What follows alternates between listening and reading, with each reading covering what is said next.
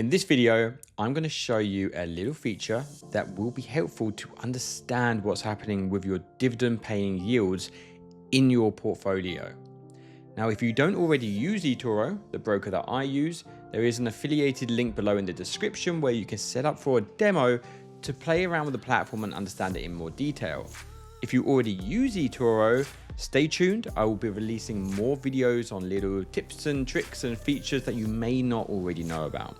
But let's get stuck into this and I can show you a little bit more about the economic calendar and where to see your dividends in your statistics. So when you come to the eToro homepage or the dashboard, you're going to have your overall chart on the top, or you can have your portfolio results on the top. If you scroll down on the left hand side, you're going to have something called the economic calendar just below the copy trader.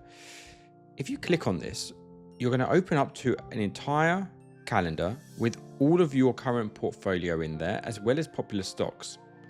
Now, we don't want the popular stocks in there. We just want to see our stocks. We want to know what's going on with our portfolio. So on the top left, you got my portfolio and popular stocks. Deselect popular stocks. This will then rejig everything so you only have your own portfolio in there. On the top right hand corner, you'll see here that anything green is your dividend payments. So when the next dividend payment is coming up for one of the stocks in your portfolio, it's a perfect example. You've got down here Costco on the 16th of May is going to be a dividend payment date. Perfect. As well as that, you've then got in orange the ex-dividend. Now, if you don't know what the ex-dividend is, if you want to be paid from dividend paying stocks, you have to hold a position within that company before the ex-dividend date. Otherwise, you will not get paid. As a perfect example, on the 2nd of May, you'll find here, you've got the ex-dividend date for Costco. Now, if you held a position within Costco before that, you will get paid a dividend on the 16th of May. If you bought a position within Costco on the 5th of May, you will not get paid anything on the 16th of May.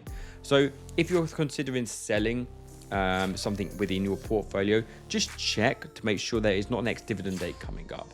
Because if you're thinking, you know what, I'm going to reduce my current weight on this stock, there might be an ex-dividend date the following day. Just make sure that's not going to happen, because you could get some extra money out of it for no reason. Well, not for no reason. You've been holding it for a long time, but for free.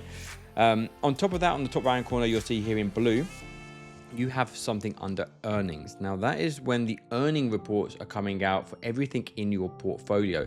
I personally don't trade based on the earning reports. I invest more for the long term. And if something does come out from an earnings report, which decides to pull that stock price down, fantastic. I'm going to buy more. If I believe in the stock and the financials are looking good, then I will buy more. If that earnings report shows that there is a huge decline in revenue or customers, then maybe I'll consider getting rid of it. But to be honest with you, I usually just DCA into it and buy a little bit more there as well. The next one is in purple. It's under other.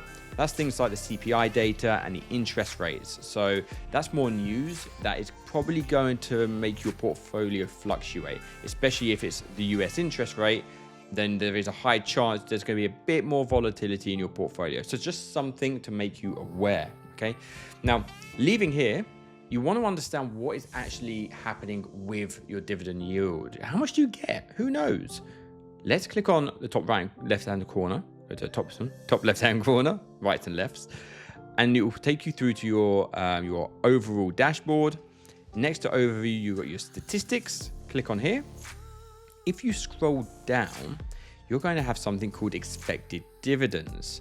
Now within here, you've got your dividend yield. That is 0.63%. That is the yield of your entire portfolio. It's so clean and easy to understand.